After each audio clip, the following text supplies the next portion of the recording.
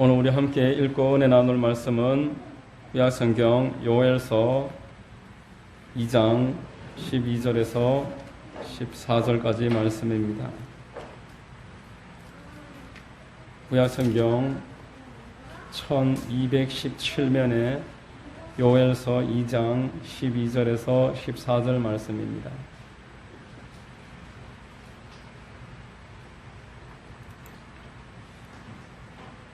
요엘서 2장 12절로 14절을 제가 봉독하겠습니다. 야훼의 말씀에 너희는 이제라도 금식하고 울며 애통하고 마음을 다하여 내게로 돌아오라 하셨나니 너희는 옷을 찢지 말고 마음을 찢고 너희 하나님 야훼께로 돌아올지어다. 그는 은혜로우시며 자비로우시며 노하기를 더디하시며 이내가 크시사 뜻을 돌이켜 재앙을 내리지 아니하시나니 주께서 혹시 마음과 뜻을 돌이키시고 그 뒤에 복을 내리사 너희 하나님 야훼께 소제와 전제를 드리게 하지 아니하실는지 누가 알겠느냐. 아멘. 저는 봉독해드린 요엘서 2장 12절로 14절까지를 통해서 회개와 축복이라는 제목으로 하나님 말씀 전하겠습니다. 성령께서 여러분 모두에게 큰 은혜 더해 주시기를 바랍니다. 여러분, 세상에 축복받기를 싫어하는 사람이 없을 것입니다. 모두가 자기 삶에는 일정한 축복이 임하기를 원하면서 살아갈 것입니다. 부모 입장에서도 자식들이 축복에서 멀어지는 것을 원하는 그러한 부모가 없습니다. 그런데 유독 신앙 안에서만 고난이나 고통이 하나님의 뜻이다라고 말하면서 세상 사람들보다 자기의 고난과 고통에 대해서 쉽게 체념해버리는 모습들을 우리가 종종 볼 수가 있습니다. 그 과정 가운데서 고난이나 고통이 얼마든지 있을 수 있음을 알지만 하나님의 목적 자체가 고난이고 고통이다. 그것은 성경적으로 인정할 수가 없는 것입니다. 하나님께서는 성도가 하나님 은혜 안에서 편안하고 또 행복해지기를 원하십니다. 하나님의 뜻은 하나님이 아십니다. 예레미야서 29장 11절에 야훼의 말씀이니라 너희를 향한 나의 생각을 내가 아나니 평안이요 재앙이 아니니라 너희에게 미래와 희망을 주는 것이니라 라고 하고 있습니다. 여러분, 자식에게 재앙을 주는 아버지가 어디 있겠습니까? 특별히 하나님 아버지께서는 당신의 자녀들에게 평안함을 주시고 미래에 대해서 소망을 품고 살아가기를 바라고 계십니다. 세상의 어느 아버지가 자식에게 돌을 주면서 먹으라고 하고 전갈을 주면서 먹으라고 하겠습니까? 그러한 부모가 없듯이 하나님 또한 우리에게 궁극적으로 좋은 것을 주기를 원하십니다. 그럼에도 우리가 타락할 때가 있고 우리 삶에 큰 치료가 필요할 때가 있기 때문에 하나님께서는 영적 의사로서 개입하시고 그 상처를 우리 스스로는 그냥 덮어두기를 원하는 상처들을 찢으시고 골마버린 살들을 도려내심으로써 치료하시는 것입니다.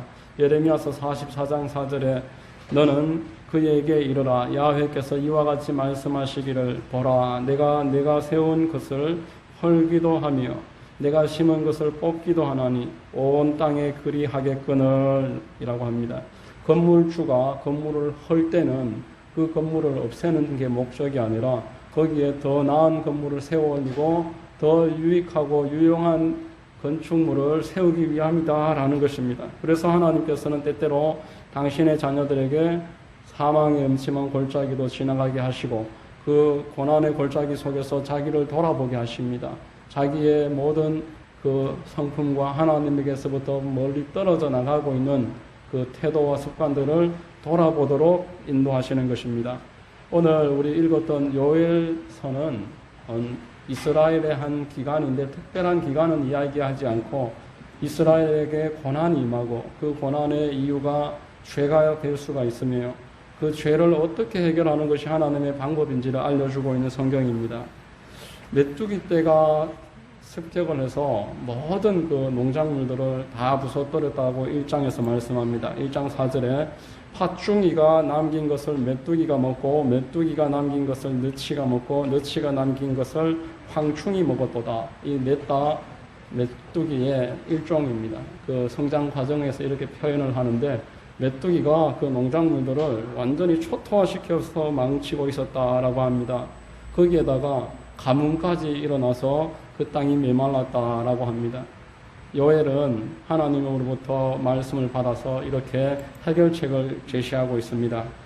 자연적인 현상이 아니라 이스라엘의 죄로 인해서 죄가 근원이 되어서 이런 일이 있다라는 것입니다.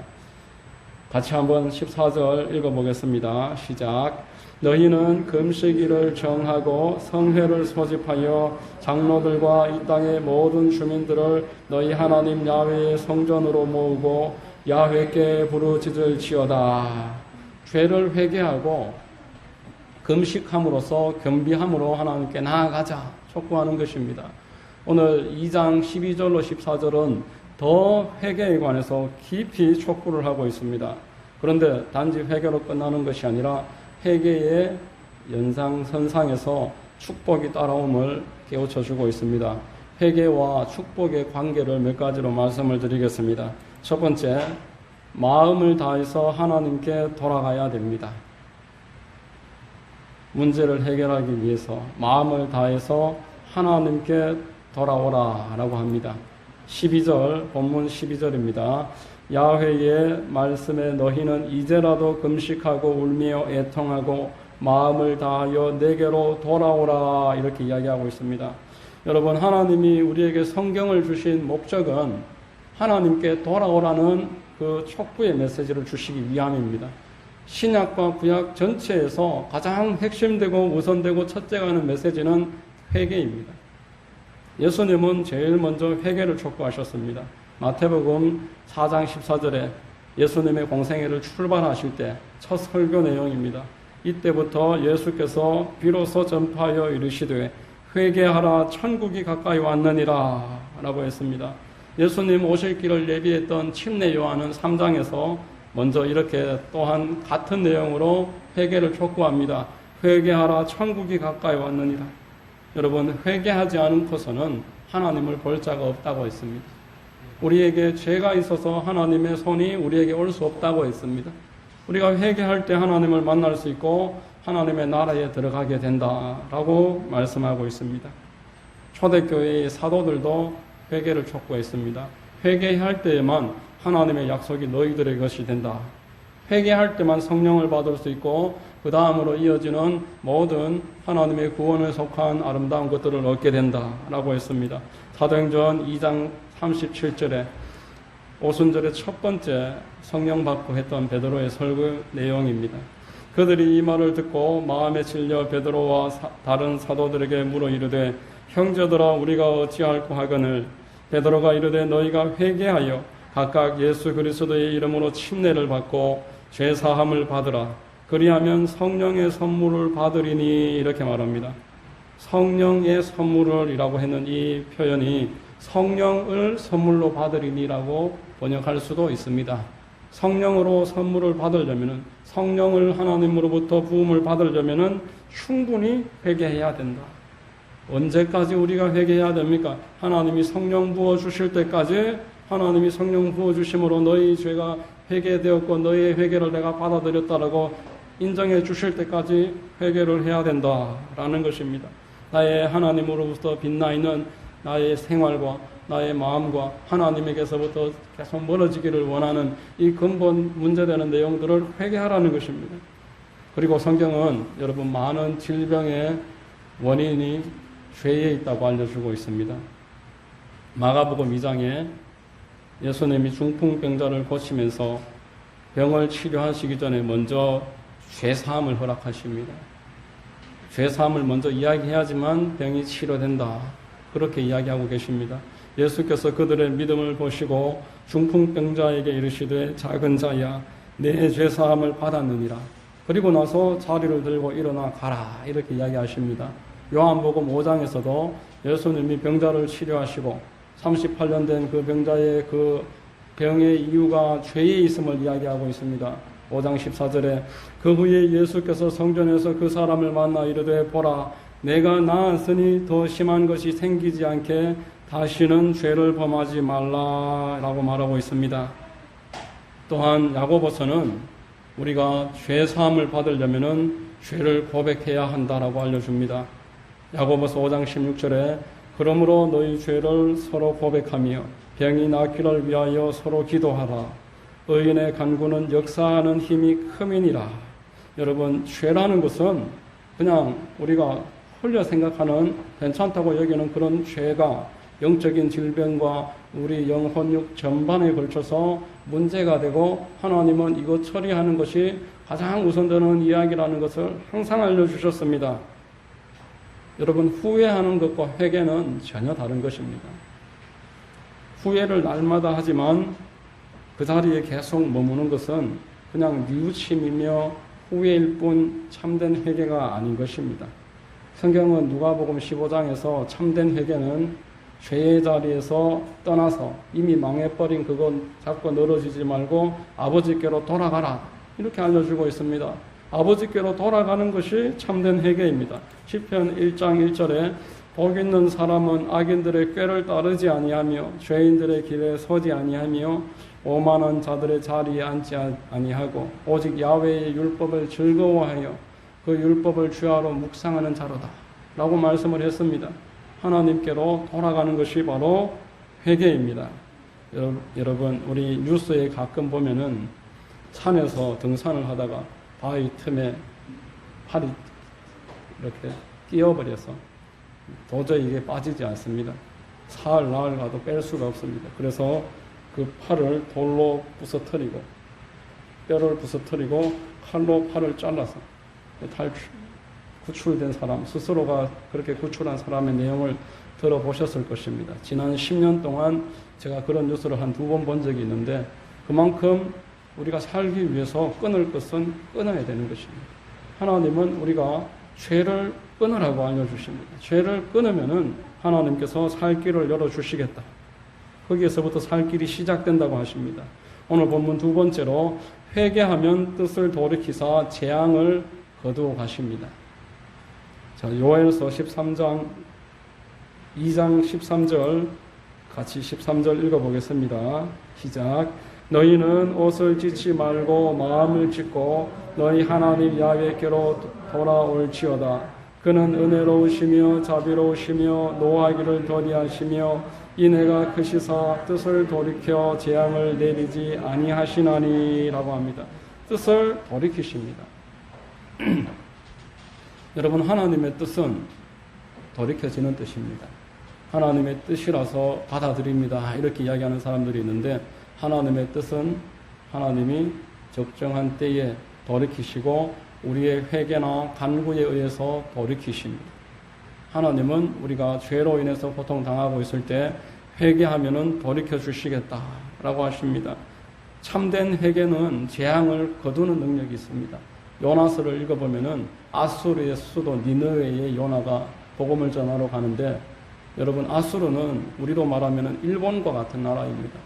그 일본 동경에 복음 전하라고 하니까 주의 종이 시험에 들어서 도망가다가 우여곡절을 다 겪다가 다시 니느웨로 끌려가서 복음을 전하는데 그 요나서를 읽어보면은 니느웨 성이 3일 길입니다. 그런데 하루 만에 복음 전했다 이렇게 이야기합니다. 그게 무슨 의미냐 하면은 대충 했다는 것입니다. 우리 여기 가야 전체를 한 바퀴 도는데 만약 하루가 걸리는데 한 아침 낮에 끝내버렸다 그렇게 표현할 수 있는 것입니다. 그런데 놀라운 일이 생깁니다. 복음을 전했더니만 그 땅의 사람들이 회개했습니다. 회개하니까 하나님이 그들에게 내리기로 결정했던 재앙을 다 거두십니다. 요나서 3장 5절에 니느웨 사람들이 하나님을 믿고 금식을 선포하고 높고 낮은 자를 막론하고 굵은 베옷을 입은지라. 베옷을 입었다는 것은 회개를 말합니다. 금식을 했다는 것은 자기 부인을 의미합니다.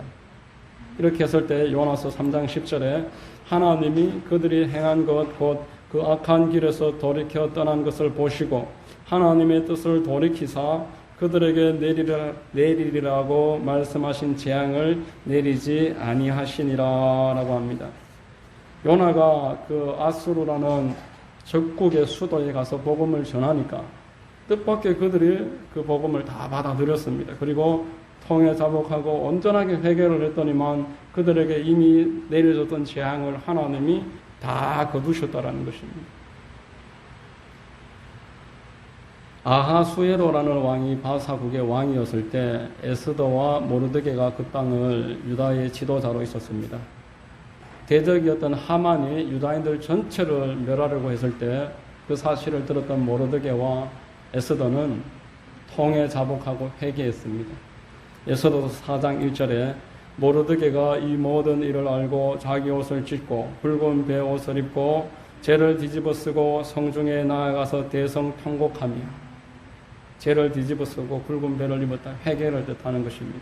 그리고 에스더는 자기와 자기 오라버니 모르드게와 전체 유다인들이 다 같이 우리 사흘 동안 금식하자 요청합니다. 당신은 가서 수산에 있는 유다인을 다 모으고 나를 위하여 금식하되 밤낮 3일을 먹지도 말고 마시지도 마소서.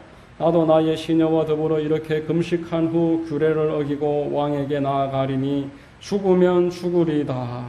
여러분, 이렇게 온전하게 하나님께 의뢰하면서 회개하면서 나아갔더니 하나님이 뜻을 돌이켜 주셔서 그 나라를 구원해 주셨습니다. 성경에서만 이런 일이 있는 것이 아니라 세계사 가운데서도 하나님 앞에 금식하고 기도했을 때 나라를 건진받은 일들이 많이 나옵니다. 제2차 세계대전 때 영국군이 프랑스의 그 단케르트 해안에서 33만 명이 독일군에게 포위당했습니다. 독일군이 이참에 연합군을 완전히 초토화시킬 수 있겠다 총동원령을 내려서 그 단케르트 해안에서 영국군 33만 명을 완전히 몰살시킬 그런 기회가 왔는데 영국의 처칠 수상이 이제는 방법이 없다는 걸 깨닫고 고국의 교회들에게 요청을 합니다. 교회가 전체 오늘 하루 금식해 주십시오. 여러분, 세계사에 있는 실화입니다. 그래서 그 전체 교회와 그 땅의 모든 기독교인들이 그날 하루 금식을 했고, 이때 갑자기 그 수세에 몰리고 있었는데 폭우가 치기 시작하는 겁니다. 그리고 안개가 잔뜩 끼기 시작하는데 독일군의 그 전차 부대가 꼼짝달싹할 수 없었고 그 비행기가, 전투기가 움직일 수 없게 되어서 영국 군대가 거기에서 큰 피해를 겪지 않고 다 빠져나올 수 있었다는 기록이 있습니다. 그 이후로 영국군 중심으로 연합군이 그 2차 세계대전을 승리할 수 있었던 것입니다. 여러분, 우리 가운데 삶의 재앙이 있으면은 그것은 하나님께서 돌아오라는 신호인 줄로 믿으시기를 바랍니다. 하나님께로 돌아가서 하나님께로 내 온 마음으로 회개하고 돌아가면은 하나님은 이미 내리셨던 재앙을 거두시기를 원하십니다. 그 목적은 우리를 향한 징계가 아니라 평안이시기 때문에 그렇습니다. 세 번째로, 온전한 회개는 축복을 가져다 줍니다. 여러분, 우리 14절 같이 한번 읽어보겠습니다. 시작. 주께서 혹시 마음과 뜻을 돌이키시고 그 뒤에 복을 내리사 너희 하나님 야훼께 소제와 전제를 드리게 하지 아니하실는지 누가 알겠느냐라고 말합니다. 지금 소극적으로 전제를 드리게 하지 아니하실는지 누가 알겠느냐, 긴가민가 하는 듯한 그런 표현이 아니라 최선을 다해서 회개하고 축복을 받아라고 요청하는 것입니다. 여러분, 하나님께서 성도를 위해서 예비하신 것은 세상이 알 수도 없고 측량할 수 없는 것이라고 성경에서 말씀을 합니다. 에베소서 1장 3절 말씀에 찬송하리로다 하나님 곧 우리 주 예수 그리스도의 아버지께서 그리스도 안에서 하늘에 속한 모든 신령한 복을 우리에게 주시되 라고 말합니다. 그리스도 예수 안에서 하나님이 모든 복을 우리에게 부어주시고자 하십니다. 여러분, 갈라디아서 3장 13절로 14절은 우리에게 내려진 저주를 예수님이 다 중간에서 막 교환하셨다고 말씀합니다. 복은 다 우리에게 베푸시고 우리가 받아야 될 저주는 예수님이 몸으로 다 받아내셨습니다. 갈라디아서 13장 13절 14절입니다. 그리스도께서 우리를 위하여 저주를 받은 바 되사 율법의 저주에서 우리를 속량하셨으니 기록된 바 나무에 달린 자마다 저주 아래에 있는 자라 하였음이라. 이는 그리스도 예수 안에서 아브라함의 복이 이방인에게 미치게 하고 또 우리로 하여금 믿음으로 말미암아 성령의 약속을 받게 하려 함이라. 우리가 받을 저주를 예수님이 십자가 위에서 다 받으셨습니다. 그리고 예수님께 속한 모든 복을 우리에게 주신다는 것입니다. 여기에 나오는 이방인이 저와 여러분들입니다. 우리에게 아브라함의 복을 주시고 또 성령을 부어주시고자 하십니다. 그런데 여러분, 현실이 어떻습니까? 현실이 예수 믿은 사람들이 전부 다 완전히 만족하면서 살아가고 있습니까? 우리 저주가 다 제거되었고 아브라함의 복이 나에게 현실이 되었으며 나는 늘 성령과 동행합니다. 이렇게 이야기하는 분들이 많지가 않습니다. 오히려 많은 그리스도인들이 제가 초반에 이야기 드린 것처럼 세상 사람들보다 더 쉽게 체념합니다. 오히려 더 운명론자가 되어서 하나님의 뜻이겠거니 그러면서 다 받아들여 버립니다. 세상 사람들보다 더 쉽게 타협해버리는 것입니다. 왜냐하면은 여러분, 그리스도께서 십자가를 지심으로써 우리에게 주신 구원이라는 것은 단지 영혼의 구원만이 아니라는 것을 모르기 때문입니다. 예수님이 십자가에서 우리를 향해서 예비하신 전체를 다 통틀어서 구원이라고 이야기합니다. 예수님이 당신의 모든 좋은 것을 우리에게 주시는 것, 그것을 통틀어서 구원이라고 이야기합니다. 예수께서 벌을 받아서 우리가 용서를 받았고 예수께서 상함을 당하셨으므로 우리가 치유를 받았습니다. 예수께서 우리를 대신하셔서 가난해지심으로 우리가 부유함을 얻었으며 그분이 수치를 당하심으로 우리가 영광을 얻었습니다. 그리고 예수님이 거부당하심으로 우리는 하나님의 자녀로 용납받았던 것입니다. 성결교에서는 이 구원에 관해서 사중복음을 이야기합니다. 재림과 또 성결, 그리고 치유, 중생, 이 사중복음을 이야기합니다. 우리 순복음교회에서는 조영기 목사님이 사중복음에다가 축복의 복음을 같이 포함하셔서 오중복음입니다. 성경의 복음에 관해서 조금 더 구체적으로 찾아보면은 7중복음까지도 나올 수가 있습니다. 우리에게 하나님이 용서와 치유와 부유함과 영광과 하나님의 나라를 주시려고 구원이라는 그 큰 선물을 주셨는데 안타깝게도 왜 우리가 지금 오중복음, 사중복음 이야기를 하냐 하면은 그것이 구분되어지고 단계적으로 얻을 수 있는 것이라는 것을 망각해버리기 때문에 그렇게 이야기하는 것입니다. 구원의 의미를 죄사함 받고 거듭나고 이 부분에 한정해놓고 제한해놓고 있습니다. 치유나 축복이나 성령 충만 그리고 다시 오실 예수님에 대해서는 전혀 잊어버리고 살아가는 것입니다. 여러분, 물론 우리가 거듭나서 하나님의 자녀가 되는 것 또한 놀라운 사실입니다. 그렇지만 그것은 구원의 첫 단추다라는 것입니다. 데살로니가 5장 23절에 평강의 하나님이 친히 너희로 온전히 거룩하게 하시고 또 너희 온 영과 혼과 몸이 우리 주 예수 그리스도 강림하실 때에 흠없게 보존되기를 원하노라 라고 했습니다. 구원은 영과 혼과 육 전체를 아우르는 내용입니다. 그리고 우리의 회심은 지금 이 첫 번째입니다. 여러분, 한 번 구원받은 것으로 이 구원에 속한 전체를 다 얻는 사람이 없습니다. 한 가지를 얻고 그 다음 단계로 넘어가는 것이 일반적입니다. 회심을 하고 그 다음에 치유와 축복 그리고 성령 충만 넘어가기도 하고 또 어떤 분들은 회심하기 이전에 치유부터 경험합니다. 예수님을 믿지 않는데 하나님이 큰 축복을 하는 경우 또한 있습니다. 이것은 다 하나님의 주권에 속한 내용입니다. 하나님은 이 구원에 속한 전체를 우리에게 더해 주시기를 원하고 계신다라는 것을 꼭 기억하시기를 바랍니다.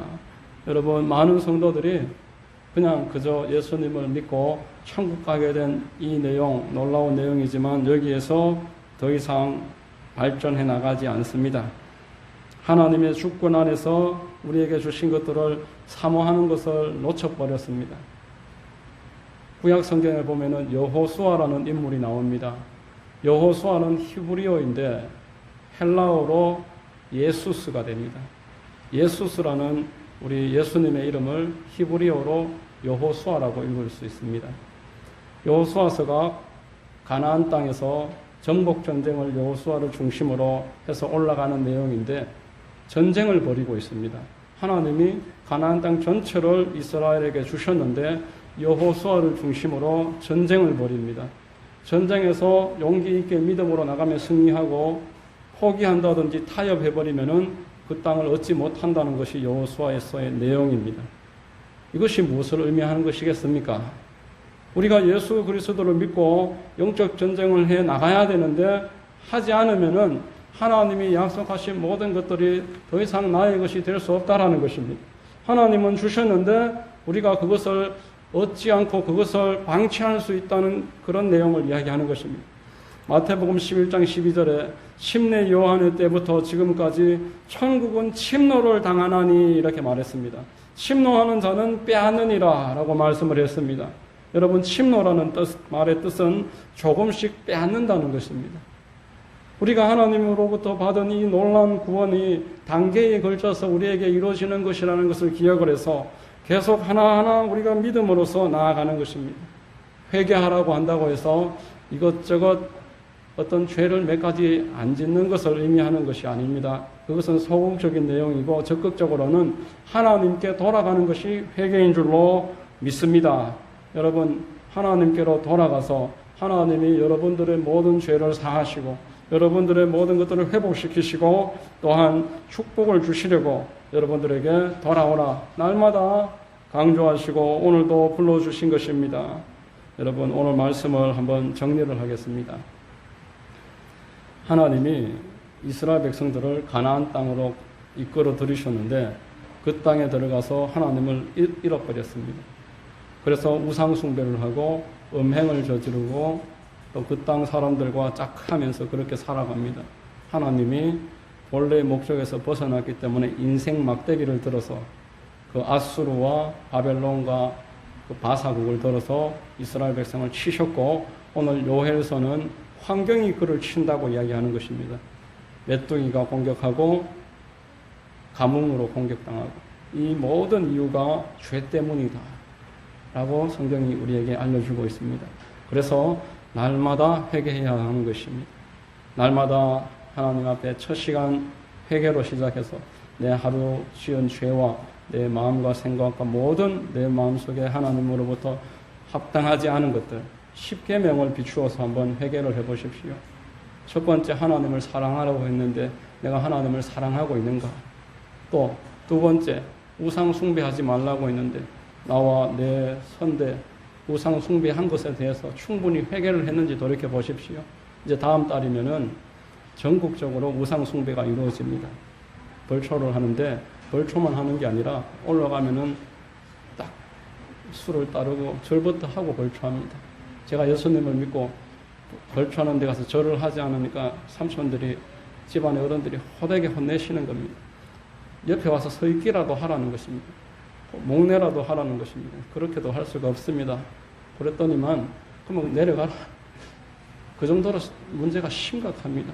전국적인 우상 숭배. 세 번째, 삼가 야훼의 이름을 망령되이 부르지 말라고 했는데 그리스도인들이 야훼의 이름을 어떻게 우리가 대하고 있을까 생각해 보시고 또 안식일을 범하지 말고 또 다섯 번째, 부모를 공경하고 여섯 번째, 육신을 살인하지 말라고 했는데 미워하는 것도 살인이라고 했습니다. 그리고 일곱 번째, 간음. 생각으로도 우리가 간음을 저지른다고 했고 여덟 번째, 도둑질. 남에게 피해를 입히는 것. 또 아홉 번째, 거짓말. 남을 속이는 것. 열 번째, 아무도 벗어날 수 없는 탐심. 탐심이 곧 우상 숭배라고 골로새서에서는 우리에게 말했습니다. 그만큼 우리에게는 회개할 내용이 넘쳐나는 것입니다. 하나님이 주신 구원에 다다르기에 먼저 거쳐야 될 회개의 관문은 우리가 천국에 도달하는 그때까지 완성되지 못합니다. 그러므로 날마다 회개하고 하나님의 뜻에 우리를 맞추며 하나님이 우리에게 더 많은 것을 주시고자 예비해 놓으셨다는 것을 기억하시고 이 큰 은혜 가운데서 넘치는 축복받게 되시기를 예수님의 이름으로 축원드립니다. 기도하겠습니다. 좋으신 하나님 감사합니다. 오늘도 우리를 사랑해 주셔서 회개와 축복에 관해서 알려주시니 감사합니다. 하나님께로 돌아가서 하나님으로부터 예비된 모든 큰 은혜와 복을 얻어 누리는 우리 모두 되도록 인도해 주시옵소서. 우리 성도님들을 축복하시고 하나님의 큰 은혜 가운데로 이끌어 주시옵소서. 감사드립니다. 모든 것을 믿사오며 거룩하신 우리 구주 예수님의 이름으로 기도드리옵나이다. 아멘.